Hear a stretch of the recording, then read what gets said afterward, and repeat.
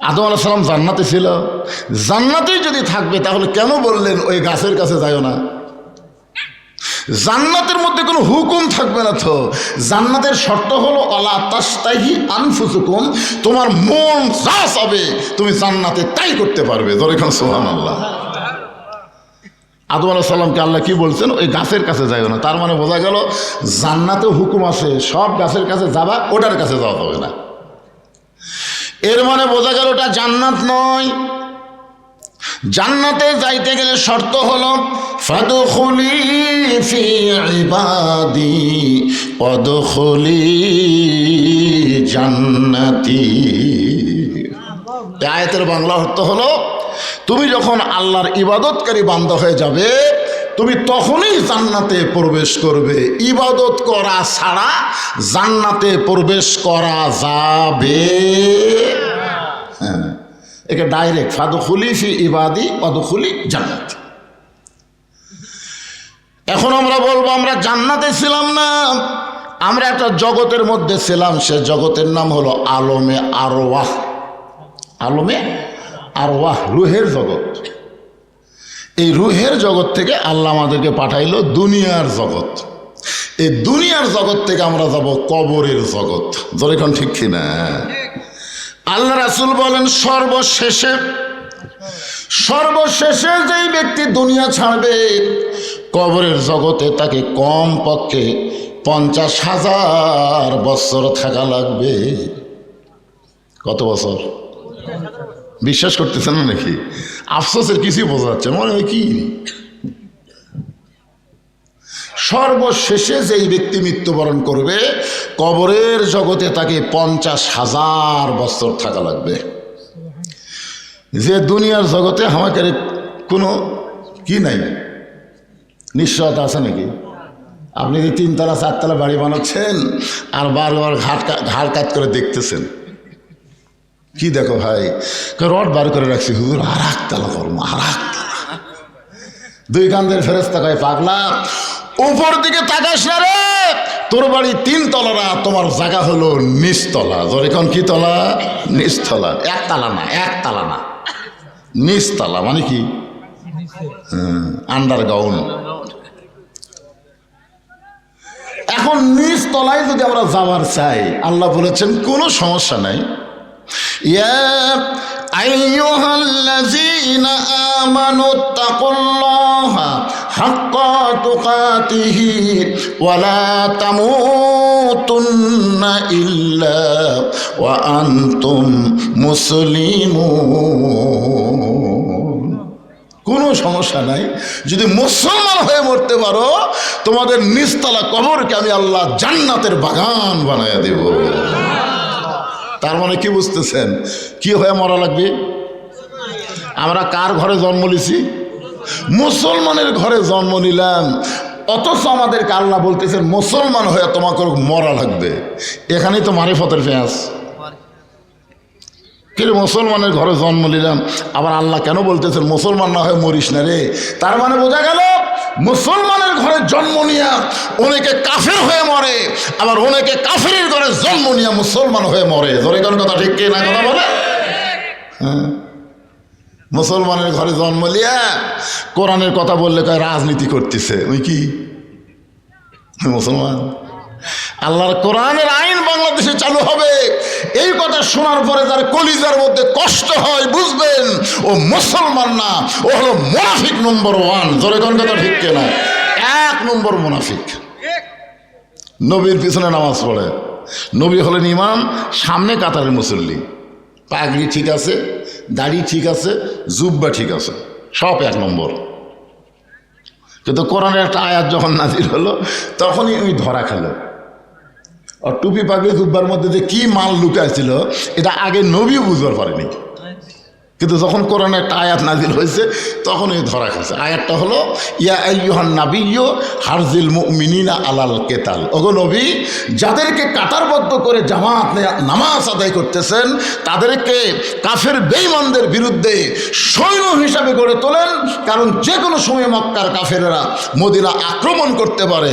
আর Medina আক্রমণ করলে আপনি নামাজ দিয়া রোজা দিয়া মদিনা রক্ষা করতে পারবেন না, ওই কাফেরদের বিরুদ্ধে অস্ত্র ধরা লাগবে। কার কথা? আল্লাহর কথা। এই আয়াত যখন নবী সাহাবীদের সামনে বললেন, এই সামনে কাতারে মুসল্লি ওই মন খারাপ করে নবীকে বলতেছে, হুজুর এটা না গন্ডগোলের আয়াত। আপনারা বলেন এটা গন্ডগোলের আয়াত। আজকে যদি ভারতেরা বাংলাদেশকে আক্রমণ করে, আমরা তখন মসজিদে যাই বলব দোয়া করবো, আল্লাহ আল্লাহ আল্লাহ, ভারতের হাত থেকে আমাদের দেশকে রক্ষা করো আল্লাহ। এই দোয়া করার টাইম আছে? এই আয়াত নাজিল হওয়ার পর আর দোয়া করার সময় আছে? যার যা আছে ইমানের বলে বলিয়ান হয়ে হিন্দুদের বিরুদ্ধে যুদ্ধ করা লাগবে। জোরে কোন কথা ঠিক না? হ্যাঁ, এই আয়াতই। যদি মক্কার কাফেররা মদিনা আক্রমণ করতে আসে, আপনি দোয়া দিয়া দরুদ দিয়া নামাজ দিয়া রোজা দিয়া আপনি মদিনা রক্ষা করতে পারবেন না, বরং ওদের বিরুদ্ধে অস্ত্র ধরা লাগবে। এ কথা কার? এখন এই জুব্বালা কি কয়? আজকে যারা বলতেছে রাজনীতি করতেছে, এরা কি ওই একই মাল। আল্লাহ নবী চমকে গিয়ে বললেন, মাবুদ, সামনে কাতারের মুসল্লি হইয়া তোমার আয়াতকে গন্ডগোলের আয়াত বলতেছি কে? একটা আমি চিনবার পারতেছি না। সঙ্গে সঙ্গে আল্লাহ আয়াত নাজিল করলেন, অমিনান নাসি মাইয়াকুলু আমান্না বিল্লাহি ওয়া বিল ইয়াউমিল আখিরি ওয়া মা হুম বিমুমিনিন। আল্লাহ বিশ্বাস করে, আখিরাতকে বিশ্বাস করে, আমি আল্লাহ বলতেছি ওই মুমিনই নয়, ও হলো মুনাফিক। জোরে কোন কি কথা কন না কেন? তো আমরা পাপী হতে পারি, গুনাহগার হতে পারি, কিন্তু আমরা মুনাফিক হতে পারবো না। জোরে কোন কথা ঠিক কি না? আপনারা বলেন তো মুনাফিকের জায়গা কোথায়? ওপরে না নিচে? এ বাবা, এদিকে গল্প টল্প করিস না রে, মিডিয়ার ম্যানেরা চুপ করে বসতে শোনো। মুনাফিকদেরকে আল্লাহ জাহান্নামের সবচাইতে নিচে জায়গা দিবেন। সাহাবীরা জিজ্ঞাসা করলেন, ইয়া রাসূলুল্লাহ, জাহান্নামের নিচে মুনাফিকের খাদ্য কি হবে? রাসূল বলেন, ওপরে যে কাফের থাকবে, ওই কাফেররা যে পেশাব পায়খানা করবে, ওই পেশাব পায়খানা হবে মুনাফিকের খাদ্য। তাহলে কাফেরের পেশাব পায়খানা হলো মুনাফিকের খাদ্য। এখন আপনারা বলেন, আমরা কিছু মুনাফিক হওয়ার চাই? তাহলে কি হয়ে মরা লাগবে? মুসলমান হয়ে মরতে গেলে আমাদের করণীয় কি? এই যে একটা গজল আছে, কিন্তু যেদিন ডাক পড়িবে কবর মাঝে যাইতে, জোগাড় কিছু করছ বন্ধু তার মাঝে বিছাইতে। আপনার বলেন তো কবে ডাক পড়বে? তাই দেখেন কি বলতে, কিন্তু যেদিন, মানে সময় বান্ধা দেয়নি বাজান। যদি আল্লাহ বলতো যা তুই যাচ্ছ যা, তুই 60 বছর বাঁচবো, তুই 70 বছর বাঁচবো রে, তোকে আমি সময় 70 বছর দিলাম, তাহলে 50 বছর যা ইচ্ছা তাই করে 51 থেকে তওবা তাসির করিয়া বুঝলেন আমি যা হুসি দিন গুনতেছি। এই সবাই বলে বয়স বাড়ে, আমি বলি কমে রে। একটু মনোযোগ দিয়ে শুনবেন, যে কোনো সময় যদি আমাদের মৃত্যু হয় তাহলে আমাদের এখন থেকে প্রস্তুতি গ্রহণ করা লাগবে। আর মুসলমানের 1 নম্বর প্রস্তুতি হলো নামাজ। নামাজ যদি না থাকে আপনি ঈমান এবং মুসলমানিত্ব রক্ষা করতে পারবেন না। এখন আসেন মনোযোগ দিয়ে শোনেন, ইজা আসাবাতুহুম মুসিবাতুন ক্বালু ইন্না লিল্লাহি ওয়া ইন্না ইলাইহি রাজিউন। বিপদ আপদ মুসিবত যখন আসবে, এখন আপনাদের কাছে আমার প্রশ্ন হলো, এখানে সংক্ষেপে ছোট প্রশ্ন, খুব ছোট, যে বর্তমানে আপনাদের শেরপুর এই এলাকার জন্যে সবচাইতে বড় বিপদ কি? যে বিপদের সময় আল্লাহ ইন্নালিল্লাহ পড়ার হুকুম দিল, কলু মানে কি আল্লাহ ফরজ করে দিল। এখন আপনারা বলেন আপনাদের এলাকায় সবচাইতে বড় বিপদের নাম কি?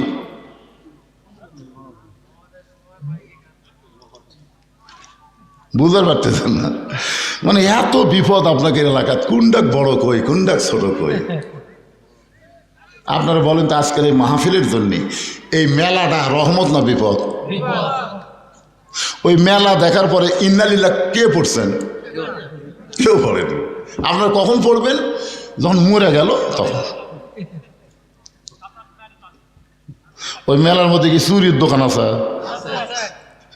আপনারা বলেন তো কোরআনের মাহফিলের মেলাতে চুরির দোকান, এটা রহমত না বিপদ?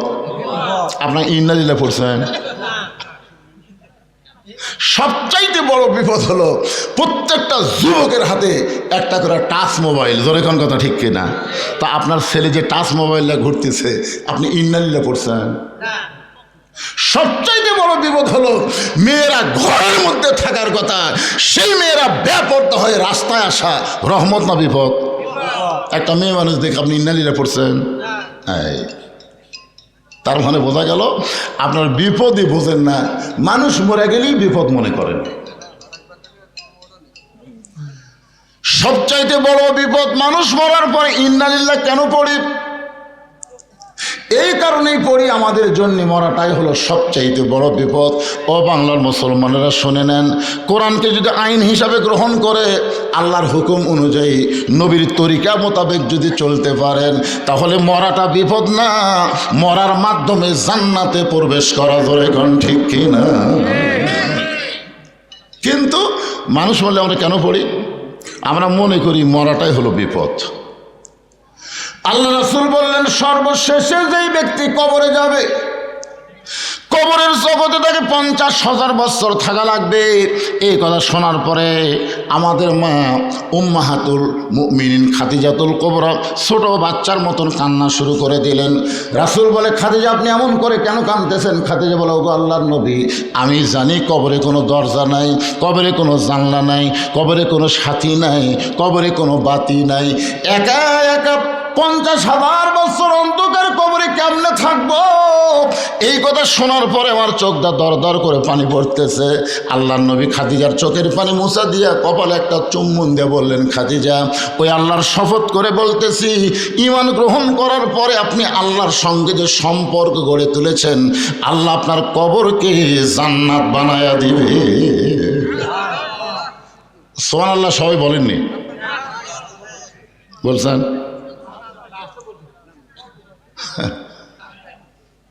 এবার এই তিনজন কি গল্প করে রে?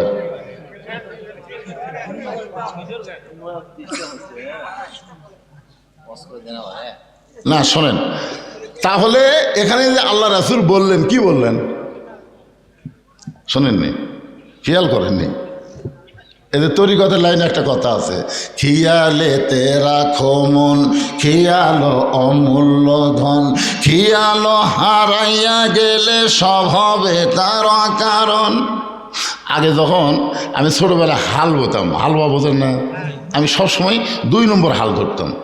2 নম্বর হাল ধরে আমার কোনো সময় ঘুম ধরতো। তো একদিন গরুর পাওয়া ফাল ঢুকছে, আমার আব্বা এসে চর দেখা, এই তুই খেয়াল করে হাল বলছ। আসলে কিন্তু আমার খেয়াল ছিল না, বেখেয়াল হয়ে গেছে, ঢুকে গেছে। ধান কাটতে কাটতে যারা বেখেয়াল হয় তারাই কিন্তু হাত কাটে। যখন কথা ঠিক কিনা? হ্যাঁ, একটু মনোযোগ দিয়ে শুনবেন। আল্লাহ রাসূল বললেন, খাদিজা, ঈমান গ্রহণ করার পরে আল্লাহর সঙ্গে আপনি যে সম্পর্ক গড়ে তুলেছেন, আল্লাহ আপনার কবরকে জান্নাত বানায়া দিবে। এখানে আমি আপনাদের কি বুঝাবার চাইলাম, আল্লাহর সঙ্গে সম্পর্ক করতে গেলে ঈমানের পরে করা লাগবে, ঈমানের আগে কোনো সম্পর্ক করা যাবে না। ঈমানের আগে সম্পর্ক করেছিল নবীর চাচা আবু তালেব, আল্লাহ তাকে জান্নাত দিবে না। দাতা হাতিম তাই আল্লাহর সঙ্গে সম্পর্ক করতে চেয়েছিল, দান করে আল্লাহ তাকে জান্নাত দিবে না। বাদশাহ নওশেরন ঈমান গ্রহণ করার আগে ন্যায়পরায়ণ বাদশাহ হয়েছিল, কিন্তু আল্লাহ তাকে জান্নাত দিবে না। আল্লাহর যত কাজ তুমি করবার চাও, আগে ঈমান গ্রহণ করার পরে তারপরে করা লাগবে। ধরে কোন ঠিক কিনা? আপনি নামাজ পড়বার গেলে আগে কি লাগবে? জোরে কম ইমান। ইমান ছাড়া নামাজ পড়লে হবে? আসলে নামাজ পড়ার পরে জমিত গেছে, দেখো ওপর জমিত পানি চলমল করতেছে, নিচে ওর জমিত পানি নেই। কে রে, এত পানি উপরে, আমারটা পানি নেই। ওই চারিদিকে তাকা ছিল, চারিদিকে তাকা, কেউ নাই। আস্তে করে বসে জমির আল কাটা দিয়ে ওই পানি দিয়ে হাত ধোছে, ধুয়ে আবার দাঁড়ায় চারিদিকে তাকায় বলতেছে আলহামদুলিল্লাহ, কেউ দেখেনি। এখন আপনারা বলেন, লোকটার কিন্তু আসরের নামাজ আছে কিন্তু কি নাই? ইমান যদি থাকতো তাহলে বলতো যে কেউ না দেখলো আল্লাহ দেখতেছে রে। জোরে কোন ঠিক কি না? সাহাবারা বললেন যে রাসূলুল্লাহ মা হুয়াল ঈমান, এই ঈমানটা কি? আল্লাহ রাসূল বললেন ইকরার বিল লিসান, তাসদিক বিল জানান, আমল বিল আরকান, এরই নাম হলো ঈমান। জবানে বলতে হবে লা ইলাহা ইল্লাল্লাহ, জবানে বলা লাগবে। সবাই বলেন লা ইলাহা ইল্লাল্লাহ, লা ইলাহা ইল্লাল্লাহ, লা ইলাহা ইল্লাল্লাহু মুহাম্মাদুর রাসূলুল্লাহ। আপনার বলেন তো, এই ইকরার বিল লিসান রাসূল যদি বলতো এটাই ঈমান, তাহলে আমাদের জন্য তো কোনো সমস্যাই হতো না। কিন্তু মারাত্মক ক্যাচ মারছে ভাই, তাসদিক বিল জানান। খালি মুখের মধ্যে কলেমা জপলে হবে না রে, ওই কলেমাটা কলিজার মধ্যে ঢুকান লাগবে। দরকার কার ভিতর? কলিজার মধ্যে যখন ইমানের জায়গা হবে, ওই লোকটার কাছে জীবনের চাইতে ইমানের দাম বেশি হবে। এখন আপনারা বলেন তো, এ ভাদারের লোকেরা, আপনাদের কাছে জীবনের দাম বেশি না ইমানের দাম বেশি? এই মুখে মুখে বলতেছেন। 15.5 বছর আমার মতন বক্তার কাছে আল্লাহর চাইতে হাসিনার ভয় বেশি। আমার মতন বক্তা চারিদিকে তাকায় ওয়াজ করে, পুলিশের গাড়ি, র্যাবের গাড়ি, আওয়ামী লীগের ক্যাডার আছে কিনা, এগুলো যদি থাকে তেল তেল ওয়াজ করে বাড়িতে গেছে। বউ আগে ভয় দেখাচ্ছে পুলিশ যেন না ধরে, আজরাইল ধরবে এ কথা আমার বউ একদিনও কয়নি, খালি বলছে পুলিশ যেন না ধরে। ইমানদারেরা পুলিশ ধরার ভয় করবে না, আজরাইল ধরার চিন্তা করবে। জোরে কোন কথা ঠিক কিনা কথা বলেন? পুলিশ ধরলে আপনাকে ছাড়বে, কিন্তু আজরাইল ধরলে মনে ছাড়বে? একটু মনোযোগ দেবেন। তাসদিক বিল জানান মানে কলিজার মধ্যে ইমান। কলিজার মধ্যে যখন কারো ইমান ঢুকে যাবে, ওই মানুষটা জীবনের চাইতে ইমানের গুরুত্ব বেশি দিবে। দরকার হলে উকিল বলবে আপনার ফাঁসি হবে রাত্রি 12টায়, নাম হলো মীর কাসেম আলী। নাম কি? মীর কাসেম আলীকে বলেছে রাত 12টায় আপনার ফাঁসি হবে। এখন কয়টা বাজে? 9:30। তাহলে 2 ঘন্টা ঘুম পাড়ি, 2 ঘন্টা ঘুম পাড়ি, তুমি আমাকে ডাক দিও। যদি আমি চেতন না পাই তুমি আমাকে ডাক দিও। উকিল কয় কই মানুষ করে রাত 12টায় ফাঁসি হবি, 9:30 বাজে, 2 ঘন্টা ঘুম পাড়ি, এতক্ষণ চেতন থাকে কি হবি? 2 ঘন্টা ঘুম পড়ে, তুমি 8 ঘন্টা আগে আমাকে ডাক দিও। যদি আমি চেতন পাই তাহলে লাগবে না, আর যদি না পাই আমাকে ডাক দিও। উকিল কয় এটা মানুষ না। 3 ঘন্টা পর তার ফাঁসি হবি, আর এই কয় আমি ঘুম পাড়ি। যাই হোক, উকিল বিশ্বাস করেনি, মনে করছে পাগল হয়ে গেছে, ফাঁসির চিন্তা পাগল হয়ে গেছে। একেবারে 8 ঘন্টার সময় যখন আছে, তখন উকিল সাহেব এসে দেখে লাখ টাকা ঘুম পাড়তেছে।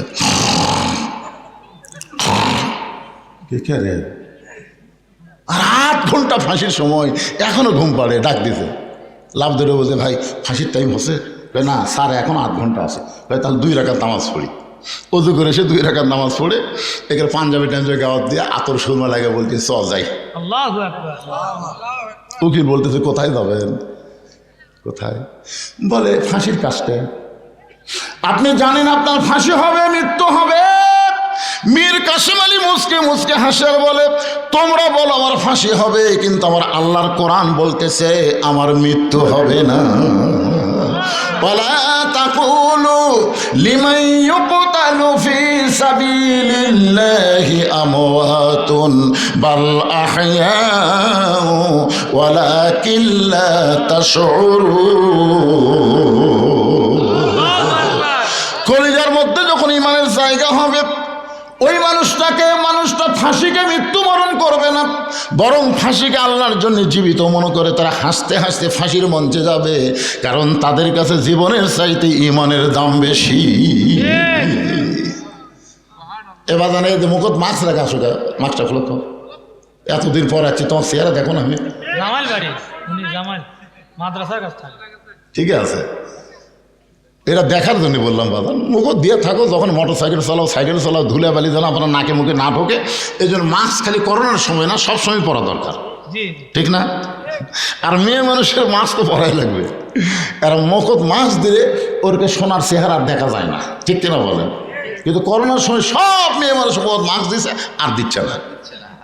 মেয়ে মানুষের করোনা বেশি বিপদ না পর পুরুষ দেখা বেশি বিপদ? ইন্নালিল্লাহ কখন পড়বেন? করোনা এলে আল্লাহ কোরআনে বললেন, অকরনা ফি বুয়ুতিকুন্না ওয়ালা তাবাররাজনা তাবাররুজাল জাহিলিয়াতিল উলা। রাসূল খাদিজার কপালে চুম্বন দিয়ে বললেন, খাদিজা, ওই আল্লাহর শপথ করে বলতেছি, ঈমান গ্রহণ করার পরে আল্লাহর সঙ্গে যে সম্পর্ক গড়ে তুলেছেন, আপনার যখন মৃত্যু হবে আল্লাহ আপনার কবরকে জান্নাত বানায়া দিবে। এখন আপনাদের কাছে আমি জানতে চাই, গোরস্থান যদি জান্নাত হয়ে যায় তাহলে 500 বছর কি আর 50,000 বছর কি আর 1 কোটি বছর কি? গোরস্থান জান্নাত হয়ে গেছে, আর এখানে বছরের হিসাব আছে? সুবহানাল্লাহ। এরপরেও মা খাদিজা যখন ছোট বাচ্চার মতন কান্দে, রাসূল বলে, খাদিজা, এত বড় সান্ত্বনা পুরস্কার দিলাম, এরপরও আপনি কান্দেন কেন? খাদিজা বলে, রাসূলুল্লাহ, যদি আপনার কাছে কিছু চাই আপনি কি আমার দিবেন না? সঙ্গে সঙ্গে রাসূল 3 বার নাউজুবিল্লাহ বললেন। নাউজুবিল্লাহ, নাউজুবিল্লাহ, নাউজুবিল্লাহ। কয়বার? খাদিজা বললেন, হুজুর, আমি আপনার কাছে কিছু চাই। এই কথা শোনার পরে আপনি 3 বার নাউজুবিল্লাহ বলার কারণ? রাসূল বলেন, খাদিজা, ঈমান গ্রহণ করার পরে আল্লাহ ছাড়া অন্য কারো কাছে আর চাওয়া জায়েজ। এখন আপনারা আল্লাহ ছাড়া অন্য কারো কাছে চান?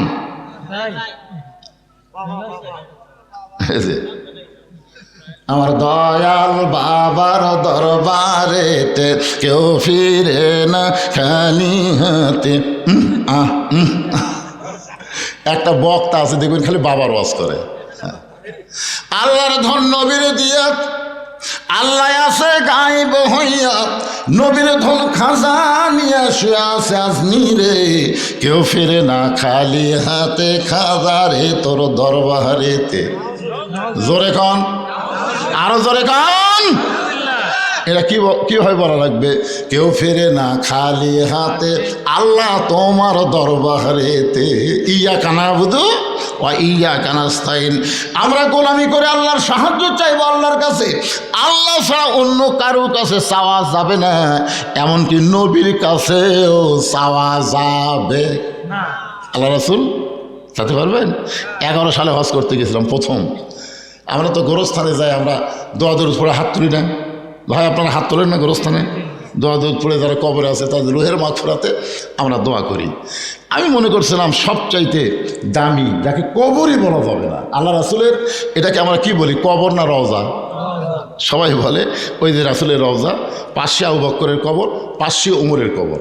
আমি মানুষের মুখে বলতে শুনেছি, রাসূলের কিন্তু কবর কয়নি, বলে যে রাসূলের রওজার পাশে আবু বকরের কবর, পাশে উমরের কবর। তার মানে বোঝা গেল যে এই আবু বকর উমর কবর আর রাসূলের কবর না।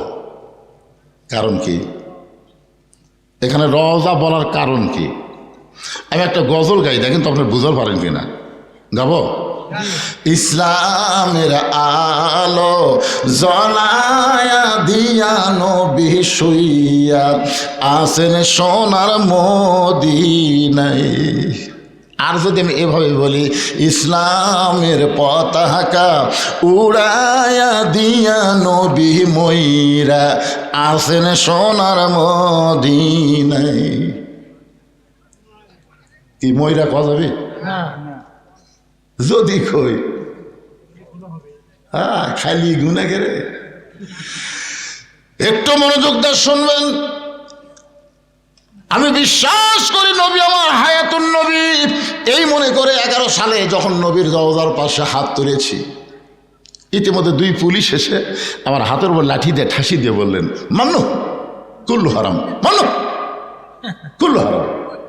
হাত যদি পাতাবার চান কাবার মালিকের কাছে হাত পাতান, মদিনার রওজার পাশে হাত পাতানো হারাম। আমি মনে মনে কইলাম, পুলিশ রে তুই আমার চিনিস? মনে মনে আমি হলাম বাংলাদেশের একটা সাইকেল বক্তা, আর তুই তার হাতের উপর ঠাসি মারল।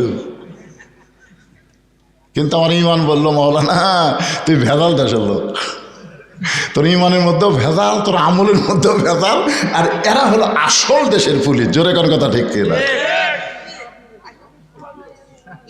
এ কি হলো রে? কি আছে কি আছে কি আছে? আচ্ছা খাড়া হয় না তো, কি জন্য খাড়া হবে?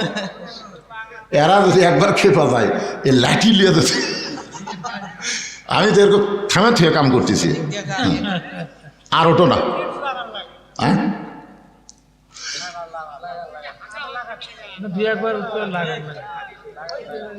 হ্যাঁ কি বলতেছিলাম, কি বলতেছি একটু মনোযোগ দিয়ে শোনেন। আজকের ওয়াজের শুরু থেকে শেষ পর্যন্ত কবরকে নিয়ে ওয়াজ হবে, কোনো রাজনীতি চলবি না। কিসের অ্যাঙ্গেল? অ্যাঙ্গেলের দিন শেষ, ডাইরেক্টের বাংলাদেশ। ধরে কর কথা ঠিক। আগে অ্যাঙ্গেলে মারছি, এখনো অ্যাঙ্গেল। আমি আজ প্রায় 10 বছর থেকে দোয়া করতেছি, আল্লাহ এই অ্যাঙ্গেল আর কতদিন মারবো আল্লাহ। কুল জাল হক ওয়া যাহাকাল বাতিল ইন্নাল বাতিলা কানা যাহুকা। সত্য যখন আসবে, মিথ্যা যখন পালায়ে যাবে, আলো আসলে অন্ধকার আর থাকবে না। জোরে কর কথা ঠিক। হ্যাঁ কি বুঝলেন? ইউনুস নবীর নামে গজল এমনি এমনি কইলেন? কে যেন হাসিনা বলছে, এই মহা বিপদের মধ্যে আপনি কোন দোয়া পড়তেছেন?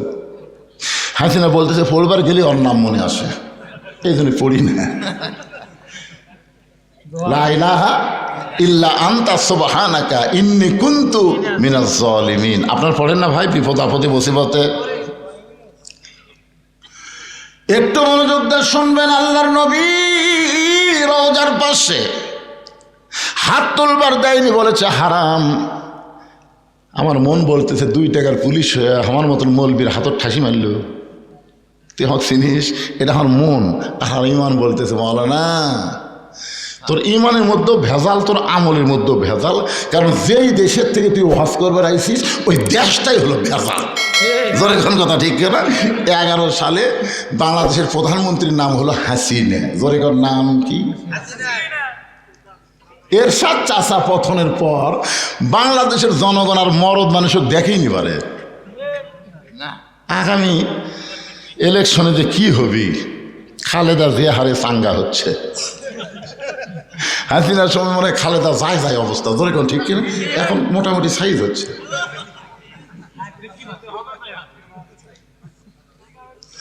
আপনারা একটা সিদ্ধান্ত নেন, মা তারাক্তু বাদি আলা উম্মতি ফিতনাতুন আদার রাজুল মিনান নিসাই, রাওয়াহুল বুখারী কিতাবুল ফিতান। আল্লাহ রাসূল বলেছেন, আমার পরে আমার উম্মতের জন্য সবচাইতে বড় বিপদ হলো পুরুষ মানুষের জন্য নারী নেত্রী হওয়া। নারী নেত্রী হওয়ার পরে ইন্নালিল্লাহ কোনোদিন পড়ছে? এই দে আগামী তার কোন নারীকে বাংলাদেশের নেত্রী আমরা দেখতে চাই না। পুরুষ মানুষ হবে বাংলাদেশের নেতা। ধরে সবাই বলে আল্লাহুম্মা আমিন। একটু মনোযোগ দিয়ে শোনেন।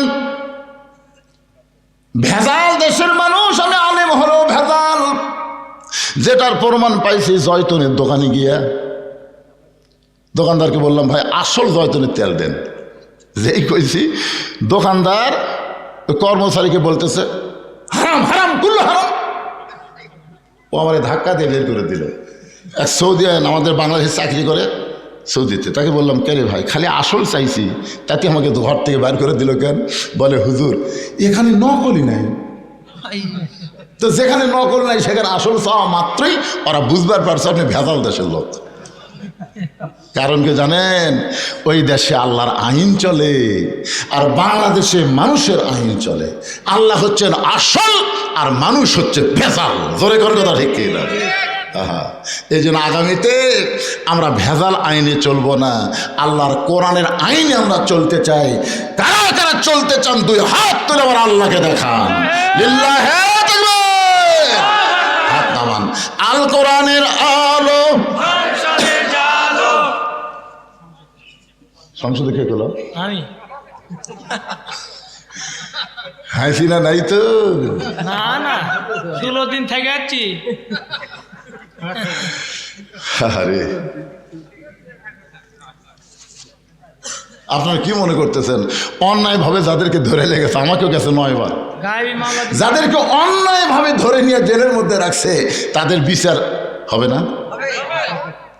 তারা কিন্তু বাংলাদেশের ভুয়া কোর্ট কাছারিতে বিচার দেয়নি, আসল জায়গার বিচার দিচ্ছে। ধরে কোন জায়গায়? আসল জায়গায় বিচার কেমন একটা দৃষ্টান্ত শোনেন। গভীর রাত্রে হযরত ওমর মদিনার অলিগলি ঘুরতে গিয়ে হঠাৎ হযরত ওমর দেখতে পায় মদিনার মরুভূমির মধ্যে একটা তাঁবু টাঙ্গানো। ওমর ফারুক তাঁবুর নিকটে গিয়ে দেখে 2টা বাচ্চা মা মা বলে কাঁদতেছে, আর মা বলতেছে গোস্ত সিদ্ধ হলেই তোমাদের খাবার দেব, একটু ধৈর্য ধরো, গোস্ত সিদ্ধ হলেই তোমাদের খাবার দেব। ওমর ফারুক চিন্তায় পড়ে গেলেন, দুম্বার গোস্ত হলে 8 ঘন্টা লাগবে, উটের গোস্ত হলে বড় জোর 1 ঘন্টা লাগবে। এত গভীর রাত হয়ে গেছে, এখন পর্যন্ত গোস্ত সিদ্ধ হয় না, এটা কেমন মা, এটা কেমন মা? লোকমা দিয়ে বললেন, মা তোমার কলিজায় কি তোমার সন্তানের দয়া নাই? 2টা সন্তান ক্ষুধার জ্বালায় কান্দে, আর এখন পর্যন্ত তোমার গোস্ত সিদ্ধ হয় না। এত রাত ধরে গোস্ত সিদ্ধ না হওয়ার কারণ কি? মেয়েটা বলে, পথিক আমার বাড়ি হলো ইয়ামিন দেশে, আমি শুনতে পাইলাম মদিনার খলিফা হযরত ওমর অত্যন্ত ভালো মানুষ। এই ভালো মানুষ ওমরের কাছে আমার 2টা এতিম বাচ্চাকে নিয়ে আইছিলাম। গতকাল বিকালবেলা এত মানুষের ভিড়, আমি ভিড় ঠেলে ওমরের কাছে যাবার পারি নাই। আজকে রাতটা কোনো মতে কাটায় দিয়ে আগামীকাল সকালবেলা ওমরের দরবারে যাব, কিন্তু আমার 2টা এতিম বাচ্চা ক্ষুধার জ্বালায় বারবার যখন কাঁদতেছে, আমি মা হয়ে তাদেরকে সান্ত্বনা দেওয়ার জন্য পাতিলে পানি আর পাথর দিয়ে নিচে আগুন জ্বালায় বলতেছি, বাবা গোস্ত সিদ্ধ হলেই তোমাদের খাবার দেব। ও পথিক আমার পাথর সিদ্ধ হবে না, আমার সন্তান 2টাকেও খাবার দেবার পারবো না, কিন্তু আমি মা হয়ে বুঝবার পারছি আমার সন্তান সকাল পর্যন্ত আর বাঁচবে না। এত খিদা নিয়ে 2টা সন্তান হয়তো রাতের বেলায় আমার মৃত্যু হয়ে যাবে। সঙ্গে সঙ্গে ওমর ফারুক বলে, মা একটু ধৈর্য ধরো মা, আসল জায়গায় যেন বিচার দিও না। লিল্লাহে তাকবীর। ওমর ফারুক বললেন, মা একটু ধৈর্য ধরো মা, আসল জায়গায় যেন বিচার দিও না। এই কথা বলে এক দৌড়ে এসে বাইতুল মালের দরজায় বললেন, আসলাম 1 বস্তা খাবার খাদ্য আমার মাথায় উঠে দে। আসলাম বলে, আমিরাল মুমিনিন কোথায় বস্তা নিয়ে যাওয়া লাগবে হুকুম দেন, আমি মাথায় করে নিয়ে যাব। ওমর কান্দার বসলাম, রে একজনের পাপের বোঝা আর একজন মাথায় নিবার পারে না, দে আমার মাথায় উঠায় দে। অউলিল আমরি মিনকুমকে বিশ্বাস করে চাকর আসলাম ওমর ফারুকের মাথায় যখন খাবার বস্তা উঠায় দেয়, ওমর ফারুক এত জোরে দৌড়ানো শুরু করেছে। আসলাম বলে, আমিরাল মুমিনিন একটা বস্তা মাথায় নিয়ে যদি আপনি এভাবে দৌড়ান তাহলে আপনি পড়ে গিয়ে আপনার কষ্ট হবে। ওমর কান্দে বলে, আসলাম রে আসল জায়গায় বিচার দেওয়ার আগে আমি ওমর যদি বুঝবার না পারি, এই ওমরকে আল্লাহ জাহান্নামের আগুনে পুড়ায় মারবে। এক দৌড়ে মেয়েটা তাঁবুর কাছে গিয়ে বললেন, মা রুটি হালুয়া তৈরি করো।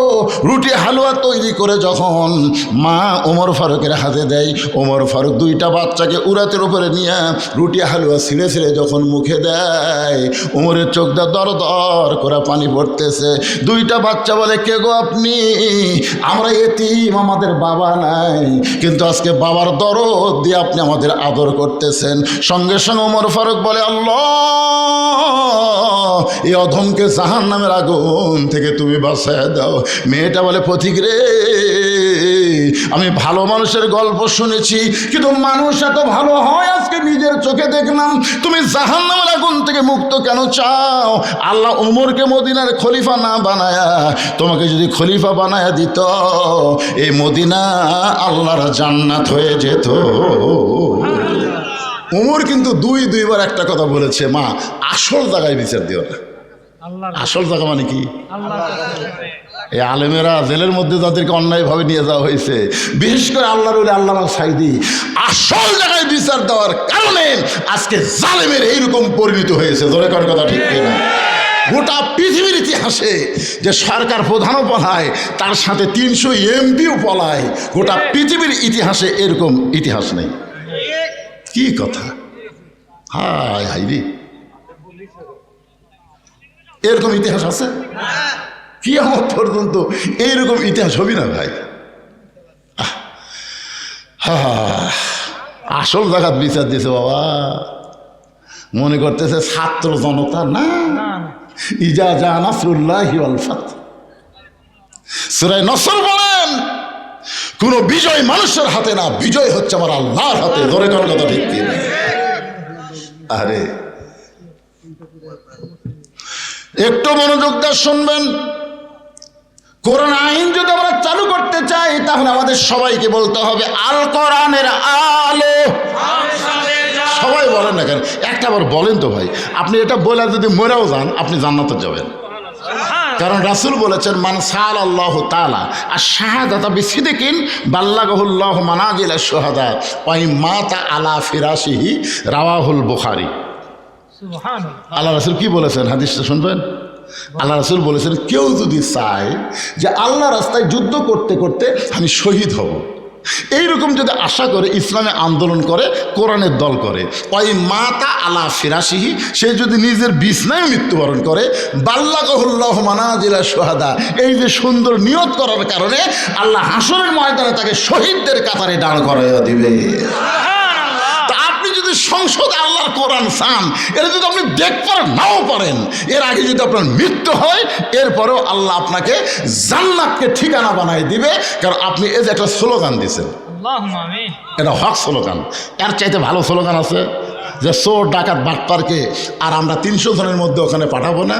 এই মমতাজের মতন খারাপ গায়িকা গেছে, নায়িকা গেছে, লুচ্চা গেছে, বাটপার গেছে, চোর গেছে, সব চুরি করে বাংলাদেশের টাকা বিদেশে পাচার করছে। একটা সন্তান জন্ম নেওয়ার সাথে সাথে 1 লাখ টাকা ঋণ নিয়ে জন্ম নিচ্ছে। হ্যাঁ, এই জন্যে সবাই একটা স্লোগান দিয়ে আবার কবরে আসতেছি। ওই কবরে যদি ফুলগুলো হয় অভিমানে ঝরে যায়, আমি মালা গেথে বলো কারে পরাবো, সে যে কেন এলো না, কিছু ভালো লাগে না, কবরে আসো তারে আমি মজা দেখাবো। তো ওয়াজ হবে কবরের, অসুবিধা আছে, কিন্তু স্লোগান হবে সংসদের। আল কোরআনের আলো সংসদে জালো, কোরআন হাদিস যেখানে আমরা আছি সেখানে, দুনিয়ার মুসলমান এক হও, এক হও। লিল্লাহে তাকবীর। আলহামদুলিল্লাহ। কোরআনের আলোচনা করবো। আওয়ামী লীগ, বিএনপি আর জামাত আছে? আমরা সব মুসলমান কোরআনের দল। জোরে কোন ঠিক কিনা? একটু মনোযোগ দিয়ে শোনেন। খাদিজা বলতেছে, রাসূলুল্লাহ, আমি আপনার কাছে চাই। এই কথা শুনে আপনি 3 বার নাউজুবিল্লাহ বললেন, কিন্তু আমি আপনার কাছে যা চাবো তা যদি আল্লাহর না থাকে, তাহলে আল্লাহ কেমনে দিবে? নবী চুপ করছে। কে? খাদিজা আমার কাছে কি চাবে যেটা আল্লাহর নাই? আমরা সবাই জানি সব কিছুর মালিককে, আল্লাহ। তাহলে আল্লাহর নাই। রাসূল বলতেছে, খাদিজা আপনি একজন 1 নম্বর ইমানদার। সর্বপ্রথম নবীর হাতে যিনি কলেমা পড়ে মুসলমান হয়েছে তার নাম কি? মারাত্মক কথা। হ্যাঁ, আরে মহিলা না, সর্বপ্রথম খাদিজা, তারপরে আবু বকর, তারপরে আলী। এটা ইতিহাসবিদ লিখছে। পুরুষের মধ্যে আবু বকর, মহিলাদের মধ্যে খাদিজা, আর বাচ্চাদের মধ্যে আলী, কিন্তু প্রথম খাদিজা, তারপর আবু বকর, তারপর আলী। আমার কথা কি বুঝলেন? এটা আপনার লেখবার গেলে কি, সর্বোত্তম খাদিজা, মহিলাদের মধ্যে সর্বোত্তম পুরুষ আবু বকর, সর্বোত্তম বাচ্চা আলী। কারণ খাদিজা যখন ঈমান গ্রহণ করছে তখন খাদিজার বয়স ছিল 55 বছর। কয় বছর? আর আবু বকর রাদিয়াল্লাহু যখন ঈমান গ্রহণ করছে তখন তার বয়স ছিল 37 বছর। আর হযরত আলী যখন ঈমান গ্রহণ করছে তখন তার বয়স ছিল 7 বছর 9 মাস। এখন আপনাদের কাছে যেটা বুঝতে পারছি সেটা হলো, আপনারা বলেন তো বাংলাদেশে কোনো পীরের বউ ওই পীরের মুরিদ আছে? না। কেন নাই? কারণ বউ জানে আমার পীর সাহেব মাঝে মধ্যেই মুরিদের বইয়ের দিকে চোখ মারে, 1 নম্বর লুচ্ছে। বাংলাদেশে কোনো ডাক্তারের বইয়ের সিজার লাগে না, বাংলাদেশের কোনো মৌলবীর বাড়িতে মিলাতে হয় না। ধরে কোন কথা ঠিক না? এই 3টা জিনিস আপনারা খেয়াল করবেন। হ্যাঁ, কিন্তু সর্বপ্রথম নবীর বিবি নবীকে বলে নবী বলে স্বীকার করেছে। এখান থেকে বোঝা গেল পীর ধরা চলবি না, মৌলবি ধরা চলবি না, হুজুর ধরা চলবি না, ধরা লাগবে একমাত্র আমাদের নবীকে। ধরে কোন কথা ঠিক কিনা? উপায় নাই রে, উপায় নাই রে, উপায় নাই নবী বিনে আল্লাহ পাওয়ার উপায় নাই। সবাই বলেন উপায় নাই রে, উপায় নাই রে, উপায় নাই নবী বিনে আল্লাহ পাওয়ার উপায় নাই। দেখেন কোরআনে আয়াতটা দেখেন, আতিউল্লাহ ও আতুর রসুল ও আতিও কিন্তু নাই, ও আতিও নাই কিন্তু ও উলিল আমরি মিনকুম। আপনার বলেন তো এই 2 জায়গাতে আতিও থাকলো, আতিউল্লাহ ও আতিউর রসুল, কিন্তু শেষকারে এখানে ও আতিও আল্লাহ বাদ দিল কেন? এখানে আল্লাহ কেন বললেন ও উলিল আমরি মিনকুম? নিঃসন্দেহ আল্লাহর হুকুম মানতে গেলে নিঃসন্দেহ নবীকেই শুধু গ্রহণ করা যাবে, নবী ছাড়া অন্য কাউকে নিঃসন্দেহে গ্রহণ করার উপায়। এই জন্য আল্লাহ বললেন উলিল আমরি মিনকুম। আমরা উলিল আমরকে মানব কতক্ষণ? উলিল আমর নবীর তরিকার মধ্যে থাকবে যতক্ষণ। জোরে কোন কথা ঠিক কিনা? নবীর তরিকা বাদ দেয়, নিজে একটা তরিকা বানালো কাদরিয়া, নিজে একটা তরিকা বানালো চিশতিয়া, নিজে একটা তরিকা বানালো মুজাদ্দিদিয়া, নিজে একটা তরিকা বানালো নকশবন্দিয়া। তার মানে বোঝা গেল নবীর তরিকা বাদ দিয়ে নিজে কেউ যদি তরিকা বানায় ওই তরিকা মানা যাবে না। কেবলমাত্র আল্লাহর হুকুম নবীর তরিকা মোতাবেক আমাদের চলা লাগবে। ধরে কোন ঠিক কি না? আমার কথাকে বুঝবার পারছেন? আমরা ইমাম মানবো, ইমাম আপনি মানবেন না? একতে যেহেতু বেহাদাল ইমাম কসের মানবেন না? কতক্ষণ? খালি নামাজ নয়, ইমাম যদি নামাজের 4 রাকাতের মধ্যে 3 রাকাত বসে মানবেন? মানবেন? টাইটেল বাস দাওরা ফাঁস এতদিন 4 রাকাত পড়াছে, আজকে 3 রাকাত বসেছে, আমরা বসে থাকি রে। তার মানে বোঝা গেল ইমাম মানব ততক্ষণ নবীর তরিকার উপর আসে যতক্ষণ। ধরে কোন কথা ঠিক না? নেতা মানব ততক্ষণ নবীর তরিকা মোতাবেক নেতা আসে যতক্ষণ। পীর মারব ততক্ষণ নবীর তরিকা মোতাবেক পীর সাহেব আসে যতক্ষণ। ধরে কোন কথা ঠিক কিনা? আমার কথা কি বুঝতে পারলেন? হ্যাঁ, চিন্তা করছেন? ওমর ফারুক কেবল খুতবা দিচ্ছে, বাংলাদেশের মতন 96টা দেশের খলিফা, ইয়ার কিনা? সুবহানাল্লাহ। বাংলাদেশের মতো কয়টা? 96টা দেশের খলিফা খুতবা দিচ্ছেন। খুতবা মানে ওয়াজ করতেছেন। মাঝখান থেকে এক সাহাবী দাঁড়িয়ে বলতেছে, আমির আল মুমিনিন আপনার খুতবা আমরা শুনবো না। ওমর ফারুক বললেন আমার অপরাধ কি? বলে আপনার অপরাধ হলো আমাদেরকে খাটো পাঞ্জাবি দিয়ে আপনি লম্বা জুব্বা গাউত দিয়ে খুতবা দিচ্ছেন। আমাদেরকে খাটো দিবেন আর আপনি লম্বা জুব্বা করবেন। যতক্ষণ পর্যন্ত লম্বা জুব্বা কোথায় পেলেন এটা না বলা পর্যন্ত আপনার খুতবা শুনবো না। ওমর চোখ দিয়ে পানি পড়তেছে আর মুখটা খালি মুচকি মুচকি হাসতেছে।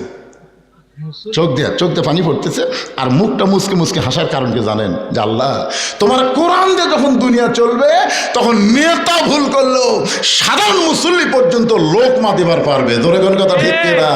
আপনারা বলেন তো 15.5 বছর কোনো লোকমা দিবার পারছেন? হ্যাঁ, আমি খালি শেরপুর গুয়াহাটি আপনাকে এমপি জেরাই ছিল সারা চোর পুলিশ, চোরোজা পুলিশ হতে। আমার ওয়া শোনেন না আপনারা? চোরোজা পুলিশ হতে হয়, চোর চুরি করার পুলিশ। এই শালা এসপি যতদিন আসলো আমি হঠাৎ গুয়াহাটির মধ্যে বলেছি যে প্রধান বক্তার মুখত দাড়ি লাগে আর প্রধান অতিথির মুখত দাড়ি থাকলে ভালো হয় না। এই কথা কিন্তু খারাপ করেছে। একের শালা এমন গরম হলো, এটা কিন্তু লোক মানা। আমি একটা ভালো কথা কইছি আর গরম হয়ে কয় ধনুষের পর হারাম, আমার জন্য বলে হারাম। রে শালা আজ তুই কুটি আর আমি কুটি রে রে। সারাগান্ধীর মান্নান করছিল আজ থেকে সারাগান্ধীর 16 তলা বাংলাদেশের জন্য হারাম করে দিলাম। আমি বললাম তুই হারাম করার কে রে? এই ঘটনার কিছুদিন পরে শালা মরিছে মারা। আরে কি মনে করতেছেন? আল্লাহ উনি নেতা, একটা এমপি, তার মুখে দাড়ি রাখা, নবীর সুন্নতের কথা বলেছি আর বেটা খেপে গেছে। কারণ মানুষের তৈরি আইন দিয়ে বাংলাদেশ চলে, লোকমাদিনীর নেতা খেপে, আর কোরআন দিয়ে যখন দুনিয়া চলবে, সাধারণ মুসল্লি বাংলাদেশের মতন ৯৬টা দেশের খলিফার খুতবা বন্ধ করে দিচ্ছে। যে আমাদেরকে খাটো পাঞ্জাবি দিয়ে আপনি লম্বা জুব্বা পরে খুতবা দিচ্ছেন, যতক্ষণ লম্বা জুব্বার কাহিনী না বলবেন ততক্ষণ আপনার খুতবা শুনবো না। ওমর ফারুকের চোখ দিয়ে দর দর করে পানি পড়তেছে। এমন সময় ৩০ পারা কোরআনের হাফেজ, ৬ লক্ষ হাদিসের হাফেজ, নাম হলো আব্দুল্লাহ ইবনে ওমর। সুবহানাল্লাহ। সুবহানাল্লাহ। দেখছেন নেতার বেটা যোগ্যতা, দেখছেন নেতার বেটা ৩০ পারা কোরআনের হাফেজ, ৬ লক্ষ হাদিসের হাফেজ। আর হামাকের এমপির বেটার খবর কি? এই আমাদের প্রধানমন্ত্রীর বেটা খ্রিস্টান মহিলা বিয়ে করছে, দেখছেন? আরে কি মনে করছেন? চিন্তা করে দেখেন, বাংলাদেশের মতন ৯৬ দেশের খলিফা হযরত ওমর, যাকে বলা হয় অর্ধ পৃথিবীর খলিফা, ধরে কোন ঠিক কিনা? তার ছেলে ৩০ পারা কোরআনের হাফেজ, ৬ লক্ষ হাদিসের হাফেজ। সুবহানাল্লাহ।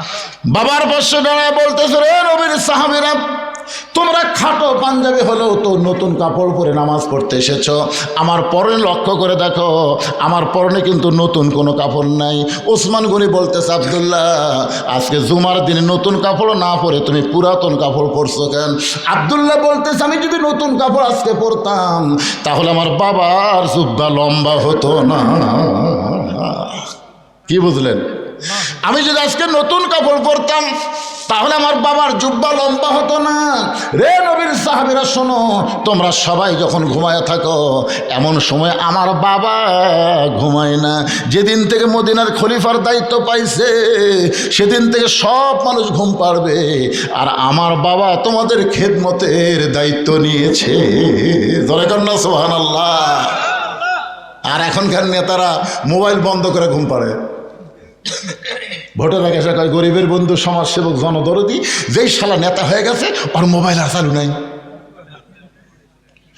দুনিয়ার সবাই যখন ঘুম পাড়ে, ওমর ফারুক সুরের মতন মদিনার অলিগলি ঘুরে বেড়ায়।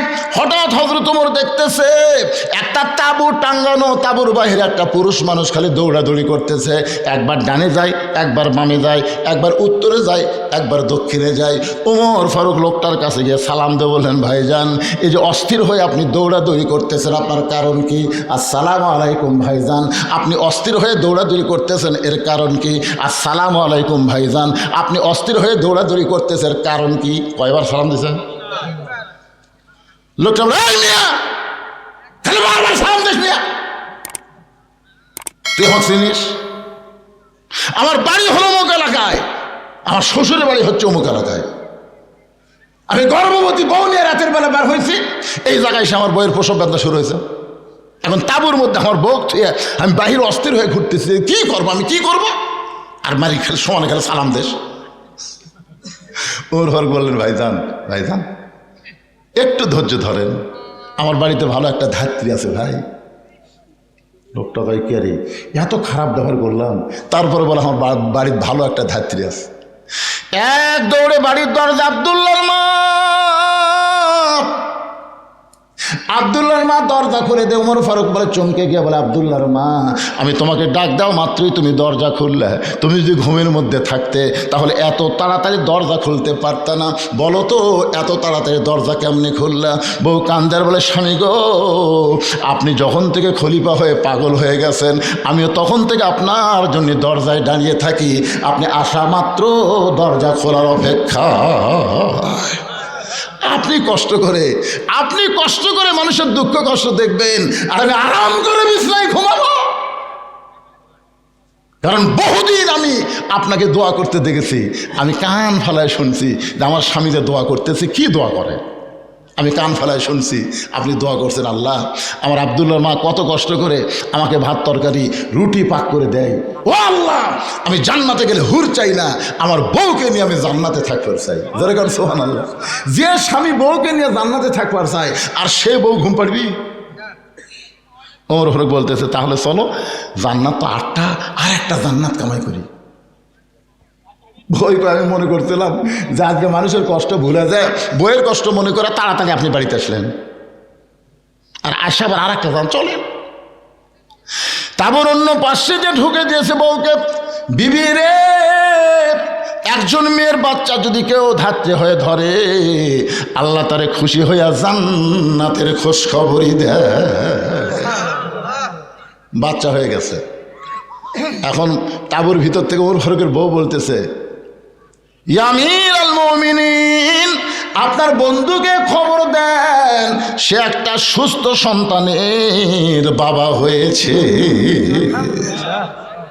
যেই বলছে আমিরুল মুমিনিন, আপনার বন্ধু খবর দেন, ওর অবস্থাটা কি? কে রে? 3-3বার সালাম দিচ্ছে, আমি সালাম তো নেইনি।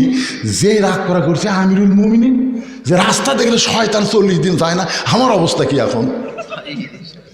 2 হাত থরথর করে কাঁপতেছে, আমি ভুল করেছি, বেয়াদবি করেছি।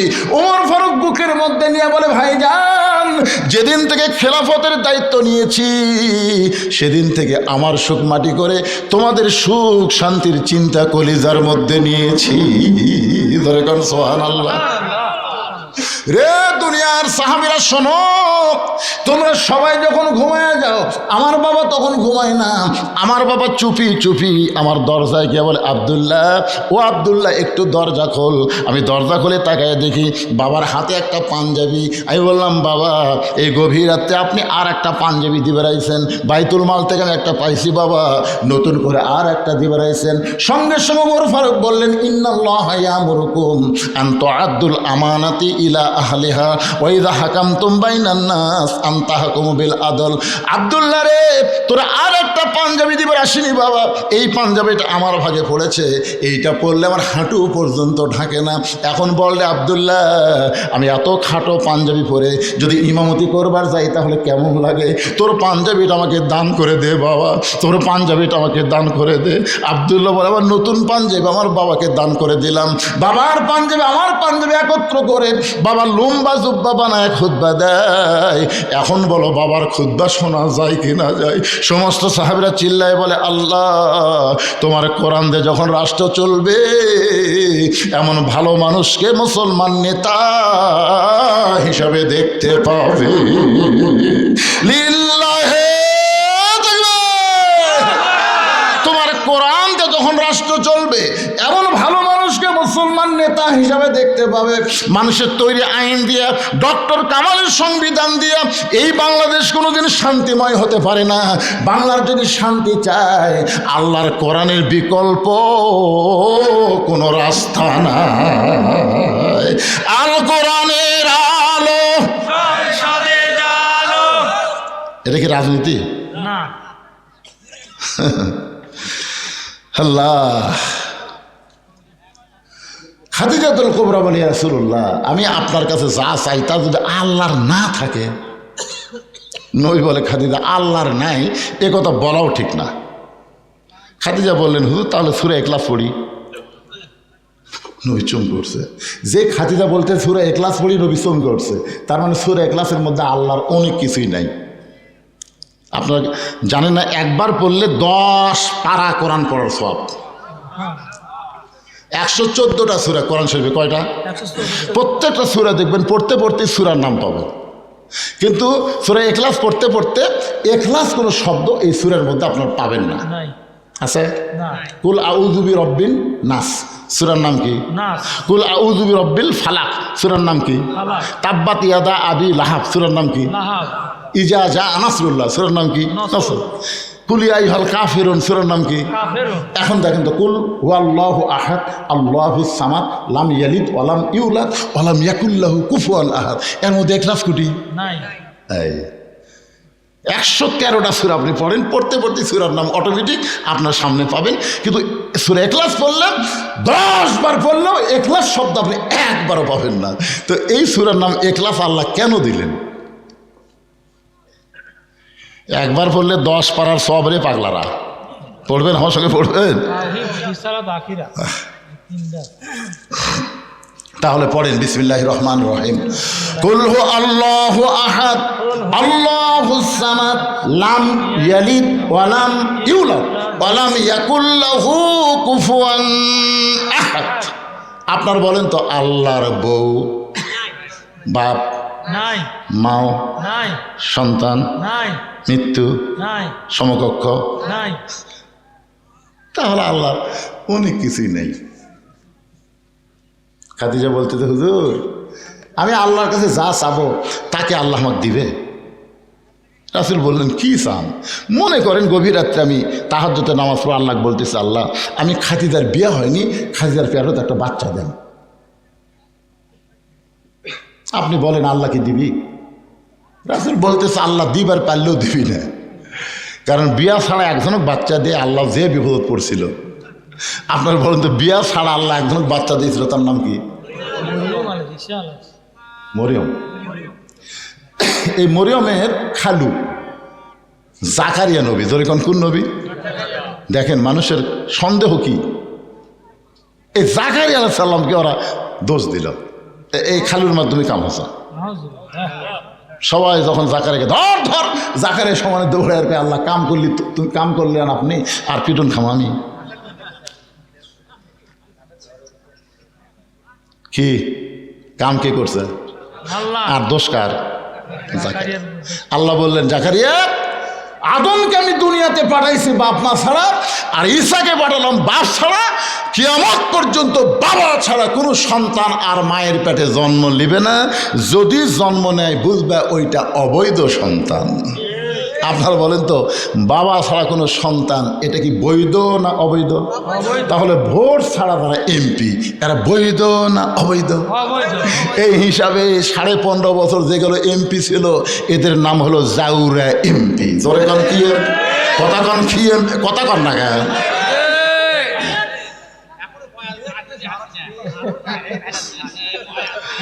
এই আজকের হেডলাইন দেবার জাউরা এমপি।